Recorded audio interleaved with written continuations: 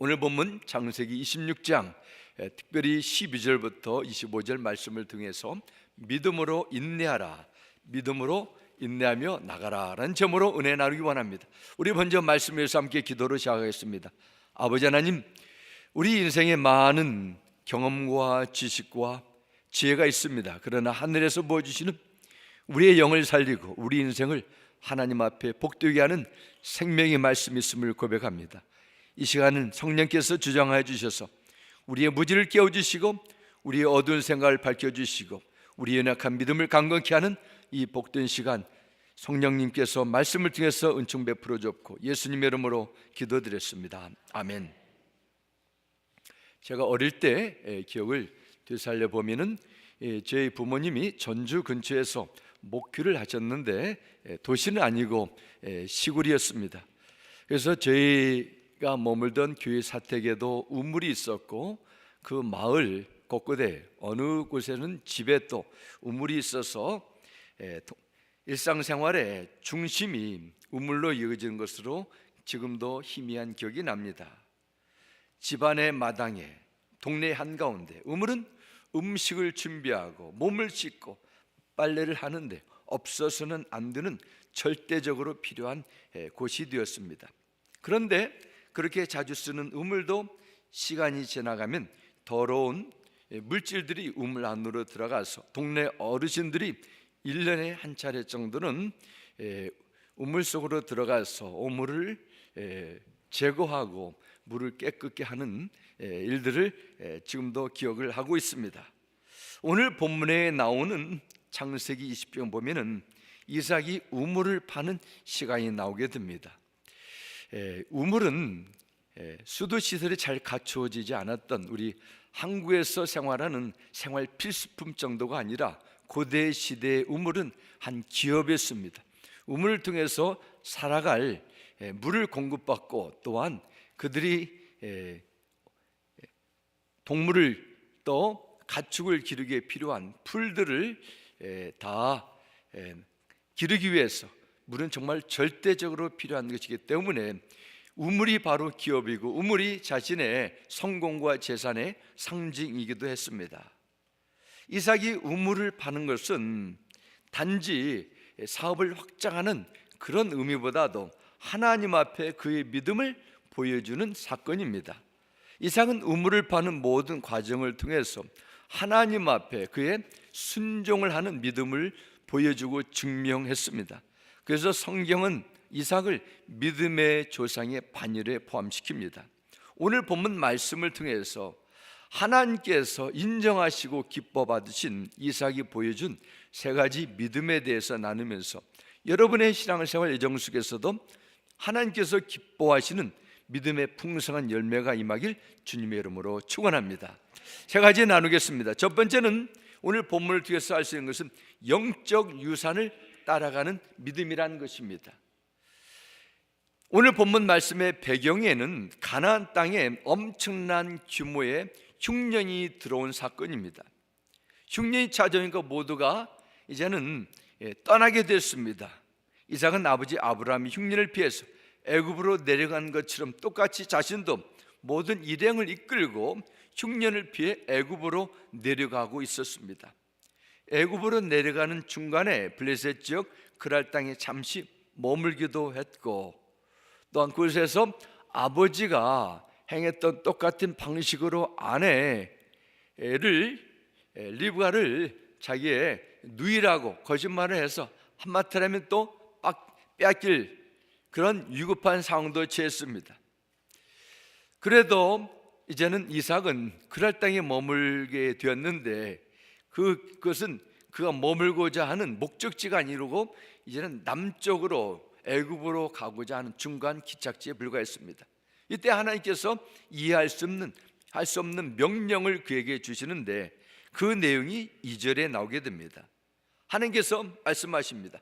애굽으로 내려가지 말고 내가 내게 지시하는 땅에 거주하라 말씀합니다. 이때 이삭은 하나님의 말씀에 순종하여 애굽행을 포기하고 지금 거하는 그랄 땅에 거하기로 결정하게 됩니다. 그리고 그곳에서 농사를 짓게 됩니다. 그리고 흉년의 때 그랄 땅에 농사를 지었는데 성경은 이삭의 농사에 100배 열매를 거두었다 이렇게 기록합니다. 절대로 그것은 과장이 아닙니다. 하나님께서 함께해 주시고 축복해 주시니까 이런 거부의 은혜를 경험했습니다.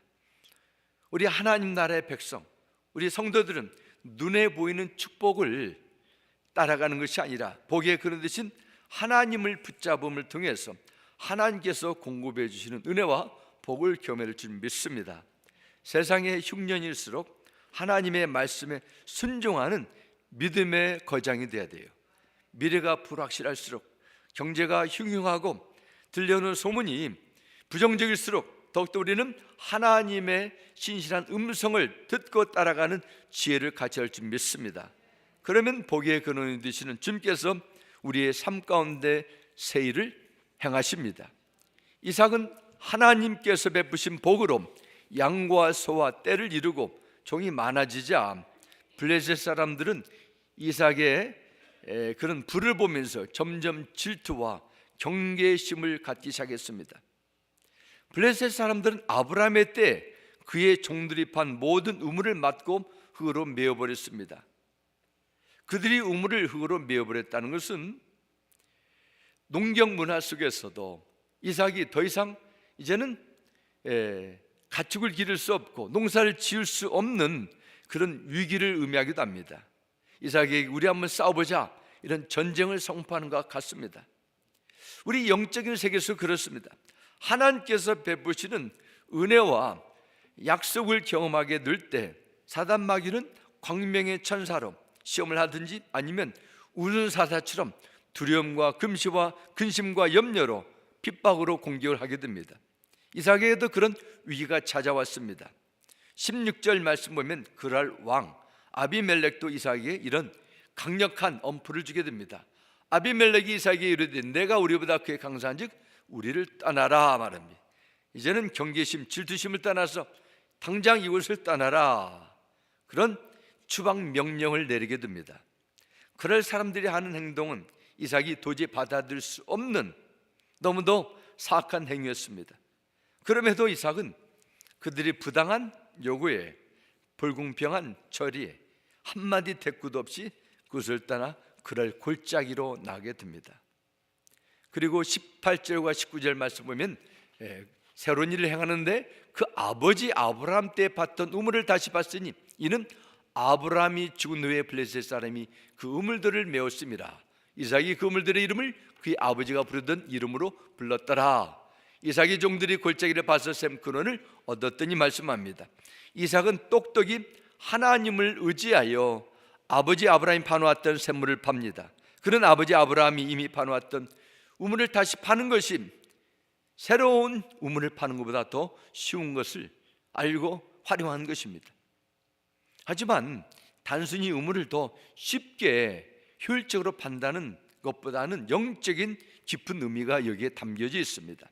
이삭은 이렇게 아버지의 우물을 다시 팜으로써 아브라함이 하나님과 맺은 언약의 유산을 자기 것으로 만들었다는 것입니다. 아브라함이 남긴 이삭에게 아들에게 준 믿음은 어떤 신앙입니까? 그는 하나님의 부르심에 순종해서 믿음의 조상이 되었고 어느 곳을 가거나 하나님을 향한 예배 신앙으로 하나님과 동행하는 하나님의 마음을 시원케 하는 그런 삶을 살았습니다. 우리 일상생활이 얼마나 분주하고 빨리 지나갑니까? 너무 바쁘다 보니까 어느새 나도 알지 못하는 불순물이 가득 찬 우리 신앙의 우물이 지어질 수 있습니다. 그러므로 우리는 우물을 새롭게 해야 됩니다. 다시 파야 될 신앙의 우물은 무엇입니까? 바로 이삭이 아버지 아브라함의 우물을 다시 봤던 것처럼 믿음의 선조들이 남긴 믿음의 우물을 파야 됩니다. 신앙의 우물을 파는 것 무슨 뜻일까요? 신앙이 선진들이 남긴 믿음의 유산을 따라가는 것입니다. 잠언서 22장 18절은 우리에게 말씀합니다.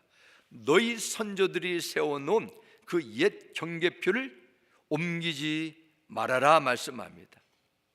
선조들이 세우는 경계표를 함부로 옮기지 말라. 이 뜻은 믿음의 유산을 계속 간직하라는 것입니다. 전도서에 보면 해 아래 새 것이 없다 말씀합니다. 처음부터 내 것을 시작할 수 없어요. 내가 새로운 것을 시작하려면 더 나은 사람들부터 배워야 됩니다. 시인이 되려면 남의 시를 수천물 읽고 습작한다 말합니다. 소설 작가 되려면 좋은 소설 최소한 수백 권을 읽고 반복한답니다. 미국인들의 모방 대상, 카피하기를 원하는 대상 넘버원인 엘비스 프레슬리라고 합니다. 사교 클럽에서도 엘비스 프레슬리를 옷으로, 가발로, 또 노래로 모방하는 것을 직업으로 삼는 사람이 미국 안에만 수백 명 있다는 것입니다. 그리고 수천 명의 사람은 아마추어로 활동하는 것입니다. 모방은 내가 원하는 존재가 되는 최선의 방법이기도 합니다. 대가가 되기를 원한다면 대가를 모방하는 것이 가장 확실한 첫걸음입니다. 신앙생활도 그렇습니다. 믿음 생활을 온전하게 하려면 잘못된 것을 답습하는 것이 아니라 훌륭하게 해낸 분들의 영성을 배우는 것입니다. 우리가 믿음의 선진들이 걸어온 길을 묵상하면서 내가 가야 될 길을 발견하면 됩니다. 막막하게 어떻게 하나님을 만날지 감이 잡히지 않게 되면 믿음의 선배들이 파놓았던 그 의문을 다시 파는 것입니다. 그러면 길이 보입니다. 하나님께서 주시는 지혜를 배울 수 있습니다. 만일 여러분 가운데 영적 세계에서 성숙한 사람이 되기를 원하신다면 배우고 싶은 신앙의 전기집이든지 성경에 나오는 믿음의 거장들을 묵상하면서 배우려는 마음으로 연구하면 됩니다. 그래서 우리가 히브리서 11장 말씀을 통해서 믿음에 대해 배우지만은 구약의 신약에 나오는 믿음의 귀한 선진들의 그들의 믿음을 배우고 있는 것입니다. 믿음으로 하나님이 기뻐하는 제사를 배우기 원한다면 아벨과 같은 신앙의 의무를 파야 됩니다. 하나님과 동행하는 그런 아름다운 삶을 원한다면 에녹과 같은 신앙의 의무를 파는 것이고, 방주를 예배하고 가족과 세상을 구원할 노아 같은 신앙의 의무를 다시 파는 것입니다. 민족을 구원하는 영적인 지도자의 모세와 같은 신앙의 의무도 파는 것입니다. 우리나라 초대교회 역사 속에 보면은 하나님의 은혜를 사모했던 믿음의 거인들이 참 많습니다. 믿음의 우물들을 우리는 회복해야 돼요. 새로운 것, 반짝인 것 찾아가는 것보다도 정말 영원히 변치 않고 오래 남는 증명이 된 그런 자들의 믿음의 유산이 얼마나 소중한지 모릅니다. 어느 분이 그런 얘기를 했습니다. 1950년대 한국은 2025년도에 방글라데시와 비슷하다, 그렇게 경제적으로 사회적으로 여러모로 어려웠다는 것을 표현한 것일 줄 압니다. 정말 그 얇은 문명옷을 입고 춥고 캄캄한 초롱불 속에서 눈물로 기도하며 좁은 길을 걸어갔던 하나님을 예배했던 믿음의 선배들이 얼마나 많은지, 그들의 땀과 수고, 헌신과 눈물로 한국의 교회가 세워지고 복음이 선포됐습니다. 우리는 그들의 아름다운 신앙을 가볍게 여기면 안 됩니다. 선배들이 남긴 믿음의 우물을 다시 파야 됩니다. 그들이 어떻게 살아계신 하나님을 만났는지, 영적인 무지와 극심한 핍박 가운데서도, 인생의 고난의 때서도 그들은 믿음과 기도로 어려움을 뚫고 나갔는지, 그들은 어떤 자세를 가지고 하나님을 섬겼는지 배워야 됩니다. 어제 우리 교사 세미나에 오신 우리 강사 목사님이 그런 얘기를 나눴습니다. 아버님이 목회를 하셨는데 나는 부모님으로부터 목회를 하라는 한마디도 하지 않았는데 부모님의 신앙을 보고 목회사를 보면서 나도 그렇게 해야 되겠다 하면서 믿음의 유산을 받고 주님의 사명자가 됐다는 그 짧은 간증이 있습니다. 정말 우리는 배워야 됩니다. 무엇보다도 신앙의 위대한 선진들뿐만 아니라 예수님을 깊이 배워야 됩니다. 오직 그분만이 믿음의 완성자가 되기 때문입니다. 사도 바울은 이 배움의 원리를 알았기 때문에 서신서 곳곳에서 자신을 본받으라고 권면합니다. 고린도전서 11장 1절은 이렇게 말씀합니다. 내가 그리스도를 본받는 사람인 것 같이 여러분은 나를 본받는 사람이 되십시오 말씀합니다. 내가 예수님을 본받고 내 믿음이 온전하게 되는 그런 영적인 몸부림을 치는 것처럼 당신도 나의 신앙에 그런 뜨거움을 받으십시오. 그렇게 고백합니다. 마태복음 11장 29절부터 30절을 말씀합니다. 나는 마음이 온유하고 겸손하니 나의 멍에를 메고 내게 배우라. 그리하면 너희 마음이 쉼을 얻으리니 이는 내 멍에는 쉽고 내 짐은 가벼움이라 하시나 말씀합니다. 예수님께서 말씀하십니다.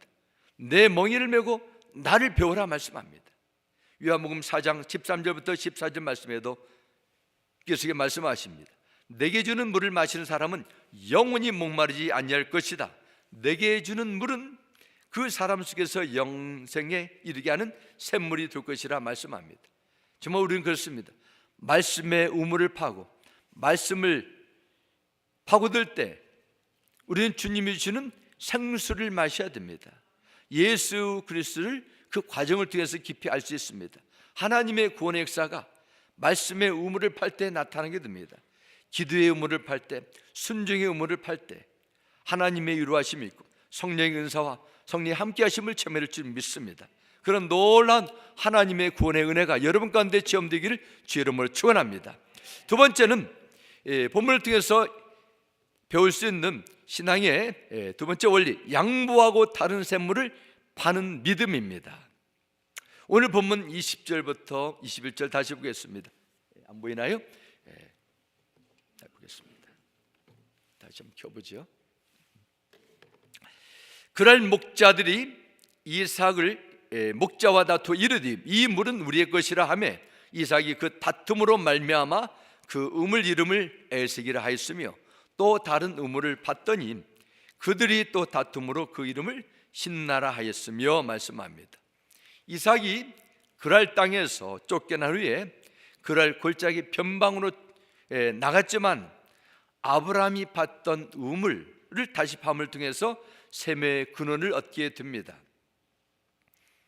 그곳에서도 이삭은 하나님께서 베푸신 은혜와 복을 계속 받게 됐습니다. 이 소식을 들은 그랄 사람들이 계속 골짜기까지 쫓겨나서 살고 있는 이삭을 다시 찾아와 그것도 자기들의 땅이기 때문에 나가라 억지를 부리게 됩니다. 그래서 이삭은 그곳에서 에색이라는 이름을 짓고 다른 곳으로 가서 이삭을 파게 됩니다. 그리고 그곳에서도 수맥을 발견하게 되고 또한 삶의 터전을 준비하게 됐습니다. 이 소식을 들은 블레셋 사람들이 거기까지 쫓아와서 또다시 이삭이 판 우물을 자기 것이라고 계속 우기는 것입니다. 이삭은 이번에도 블레셋 사람들과 다투지 않고 또 다른 곳으로 장막을 옮기게 됩니다. 이삭은 아버지 아브라함이 봤던 그 우물을 다시 받고 시기심에 가득 찬 블레셋 사람들에게 빼앗겼습니다.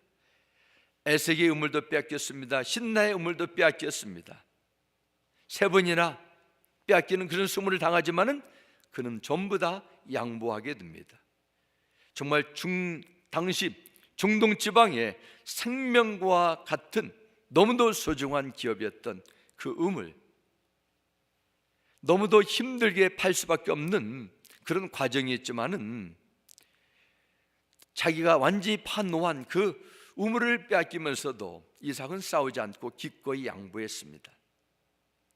이런 이삭은 인간적인 눈으로 볼 때 너무도 무능하고 나약합니다. 아니 저렇게 살아가지고 어떻게 세상에서 살 수 있고 기업을 운영할 수 있어? 너무도 어리석다, 너무도 연약하다 손가락 당할 수도 있습니다. 그러나 22절은 이삭의 믿음을 이렇게 기록합니다. 이삭이 거기서 옮겨 다른 우물을 봤더니 그들이 다투지 아니하였으므로 그 이름을 르호봇이라 하여 말씀합니다. 여기서 이삭은 그들과 더 이상 다투지 않고 그렇다고 실망하지도 않고 다시 새 우물을 파게 됩니다. 그런데 놀라운 것은 그곳까지 이제는 블레셋 사람들이 찾아오지 않았습니다. 이삭은 여러 번 다툼이 생길 뻔한 상황을 피한 후에도 드디어 자리를 잡게 되었습니다. 그리고 그것의 이름을 르호봇이라 이름하고 이제부터는 하나님께서 우리의 장소를 넓게 했기 때문에 우리가 이 땅에서 번성하게 될 것이라 그런 믿음의 고백을 하게 됩니다. 어떻게 이삭이 이렇게 오늘날 유전것처럼 너무도 소중한 값진 축복의 의무를 블레셋 사람들에게 빼앗기면서도 양보하고 나중에는 자신 스스로 새 의무를 받게 됩니까? 하나님께서 그와 함께 하심을 믿고 하나님께서 복의 근원이 됨을 확신했기 때문입니다. 이삭은 그의 청소년 시절에 모리아 산에서 자신을 번제로 드리라는 하나님의 명령에 온전히 순종한 아버지 아브라함을 통해서 여호와 일에 모든 것을 예배하시는 하나님을 인격적으로 경험했습니다. 또한 40세는 자신의 결혼을 하나님께 맡겼을 때 예배 드신 여인 리브가를 보내주신 하나님의 은혜를 체험했습니다. 20년 동안 아이 없는 문제로 계속 기도했을 때 쌍둥이 아들 에서와 야곱을 주신 하나님도 만났습니다. 또한 흉년의 때 애굽으로 내려가려 할 때 약속의 땅에 거주하는 하나님의 명령에 순종했을 때 블레셋 사람들로부터 생명을 구해주시고 100배나 많은 수확을 받은 그 영적인 체험도 경험했습니다.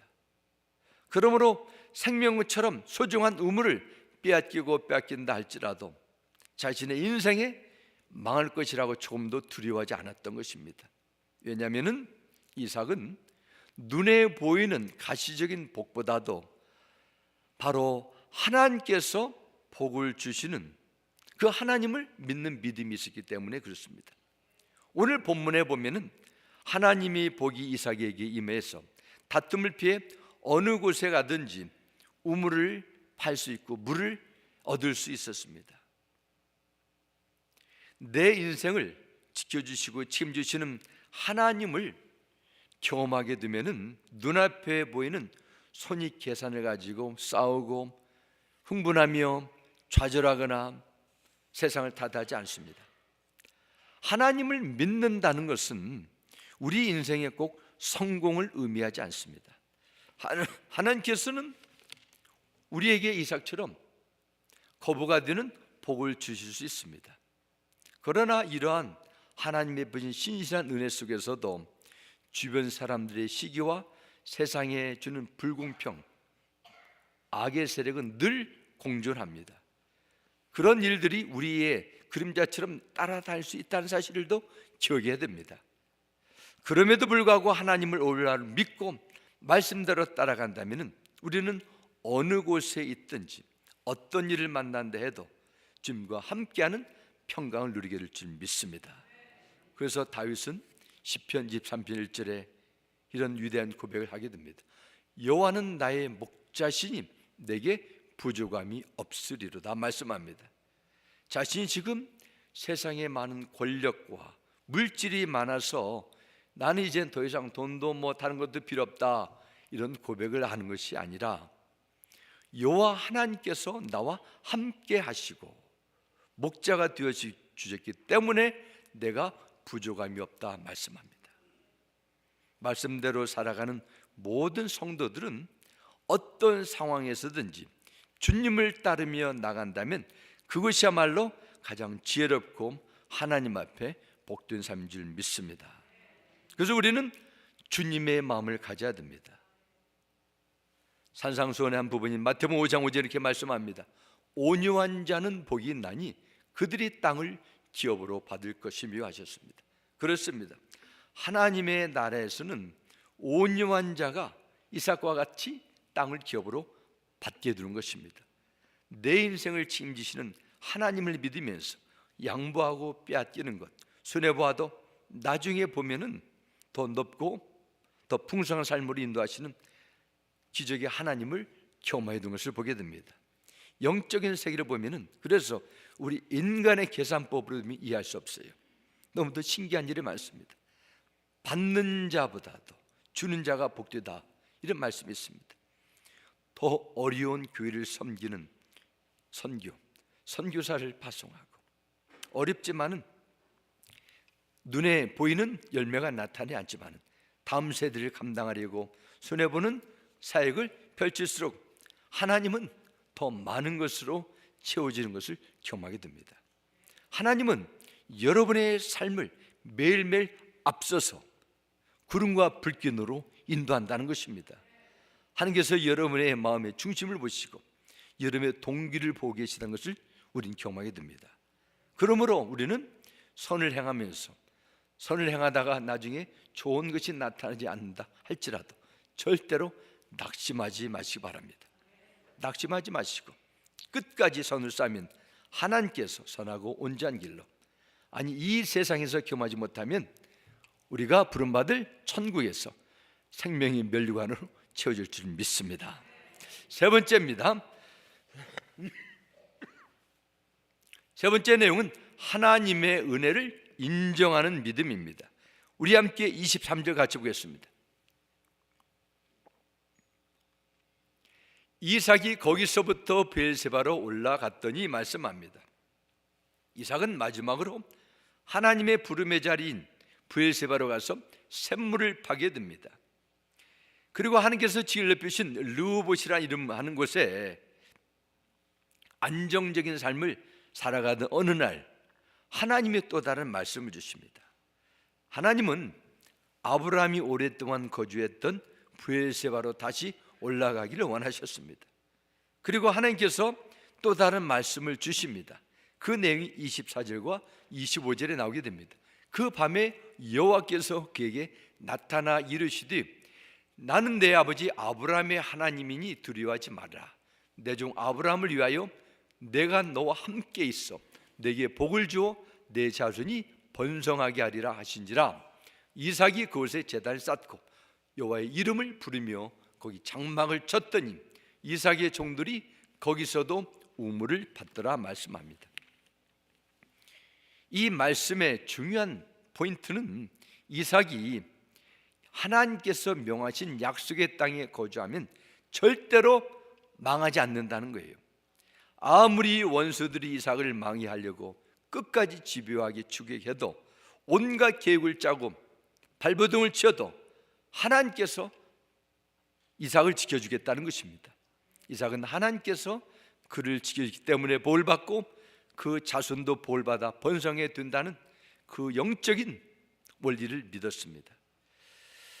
이것을 볼 때 이삭이 아브라함의 영적인 고향인 브엘세바로 옮겨온 것에 대해서 하나님께서 얼마나 그의 믿음을 기뻐하는 것을 우리는 알게 됩니다. 하나님께서 말씀하신 그곳에 가라. 떠나지 않고 이삭은 죽을 때까지 브엘세바에 머물게 됩니다. 주님께서 부르신 사명의 땅의 중심진 브엘세바로 이삭이 돌아오자 이삭은 그날부터 하나님의 더 큰 새로운 은혜와 하나님의 복을 받아 더 이제는 부강하는 경험을 하게 되는데, 그는 여기서 하나님 베푼 은혜에 만족하지 않고 뭘 했습니까? 25절 전반절 보면 이삭이 그곳에 제단을 쌓고 여호와의 이름을 부르며 거기 장막을 쳤더니 말씀합니다. 이삭이 그곳에 제단을 쌓다. 이것은 나에게 베푸신 하나님의 은혜와 사랑을 받고 누린 것으로 멈추지 않고 그 받은 은혜를 제단을 통해서 하나님께 예배를 드리며 여호와의 이름을 불렀다. 이것은 하나님을 인정했다는 것입니다. 이것이 중요합니다. 하나님의 약속과 사랑을 받는 것도 엄청난 영적인 체험입니다. 그러나 그 다음이 중요해요. 그 다음부터는 이제는 하나님을 점점 잊어버리고 받은 은혜에 반응하지 않게 되면 하나님은 더욱더 섭섭하게 될 것입니다. 이삭은 자기 받은 믿음을 끝까지 지키고 그의 신실한 믿음을 하나님을 향한 예배와 경배, 그리고 하나님의 이름을 높여 올리는 그런 겸손함으로 증명했다는 것입니다. 그럴 때 하나님은 어떤 은혜를 주셨어요? 28절과 29절의 말씀이 있습니다. 그들이 이르되 여호와께서 너와 함께 하시심을 우리가 분명히 보았으므로 우리의 사이 곧 우리와 너희 사이에 맹세하여 너와 계약을 맺으라 말하였노라. 너는 우리를 해하지 말라. 이는 우리가 너를 범하지 아니하고 선한 일만 내게 행하여 내가 평안히 가게 하였습니다. 이는 너는 여호와께 복을 받은 자니라 말씀합니다.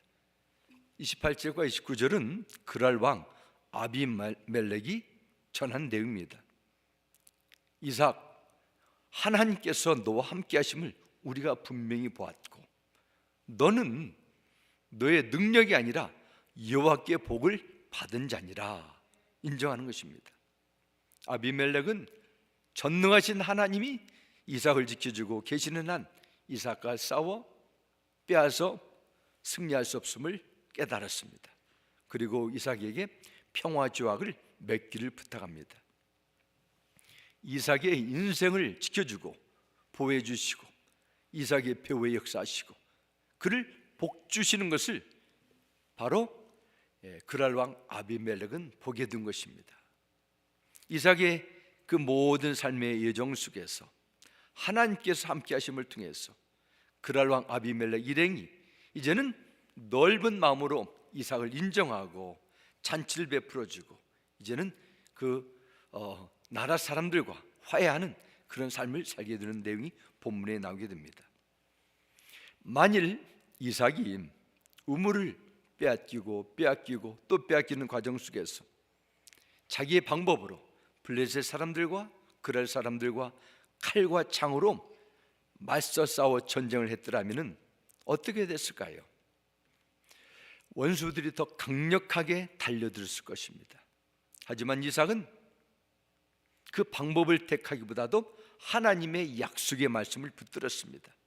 그리고 현실 위에서 생사화복을 주장하시고 계시는 하나님을 바라보며 묵묵히 자신이 해야 될 우물을 받던 것입니다. 하나님의 사람들이 일시적으로 고난을 당하고 패배하는 것처럼 보여도 하나님께서 함께하기 때문에 결국 승리하게 되는 거예요. 이삭은 이런 영적인 세계를 믿고 자신의 여정 속에 적용했습니다.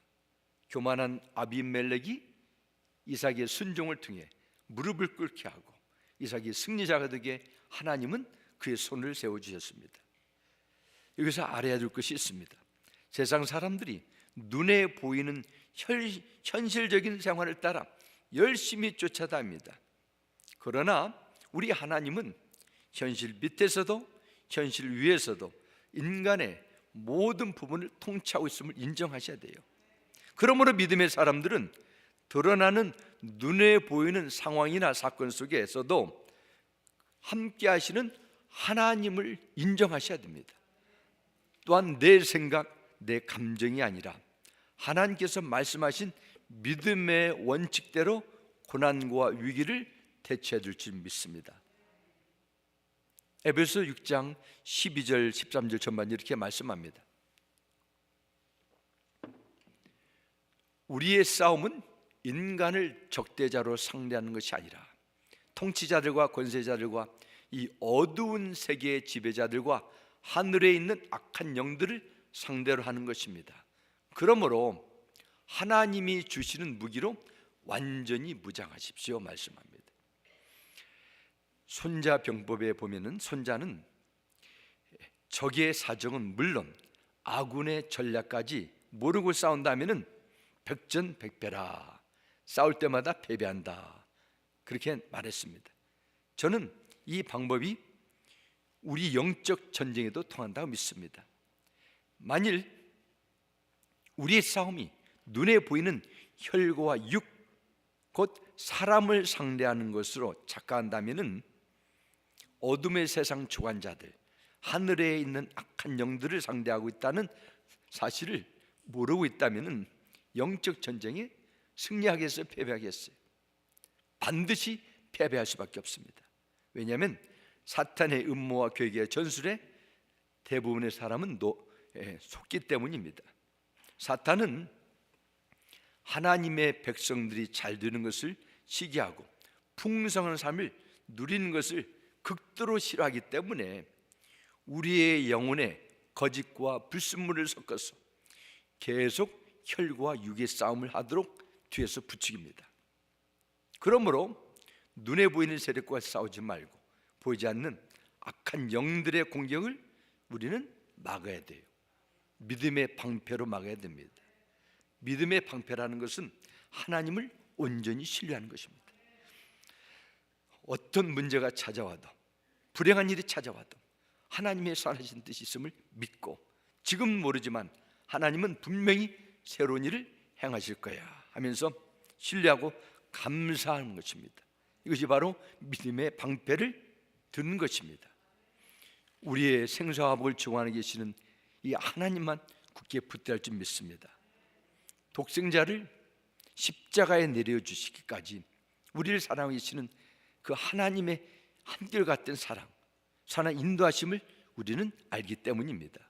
하나님을 사랑하는 자, 곧 그 뜻대로 부르심을 입은 자들에게는 모든 것이 합력하여 선을 이루시는 것을 우리는 확신하기 때문입니다. 그러므로 사랑하는 성도 여러분, 아무리 현실이 어렵더라도 원망하거나 불평하거나 하나님을 의심하지 마시고 약속을 붙드시고 묵묵히 감당하는 샘물을 파기 바랍니다. 이삭이 그랬던 것처럼 어렵고 힘들면 힘들수록 우리 믿음의 선배들이 봤던 순종의 샘물, 온유의 샘물, 믿음의 샘물을 파면 반드시 샘물이 나오게 될 줄 믿습니다.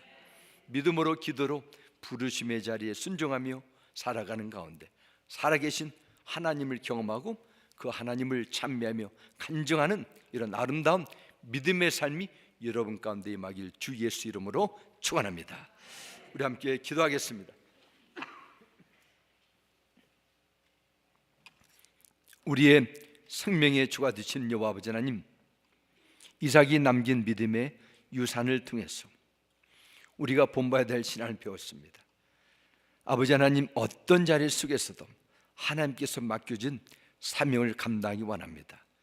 우리의 혈과 육이 아니라 하나님의 마음으로, 주님의 마음으로 모든 일들을 해석할 수 있는 지혜를 주시옵소서. 우리의 믿음의 선진들이 남긴 신앙의 유산을 헛되이 가볍게 여기지 말게 해주시고 그들을 따라갈 수 있는 온전한 믿음 우리에게 부어주셔서 이 세상이 주는 어떠한 어려움과 사단마귀의 괴계에도 능히 물리치고 끝까지 믿음을 지킬 수 있도록 우리를 사용하여 주옵소서. 예수님의 이름으로 기도드렸습니다. 아멘.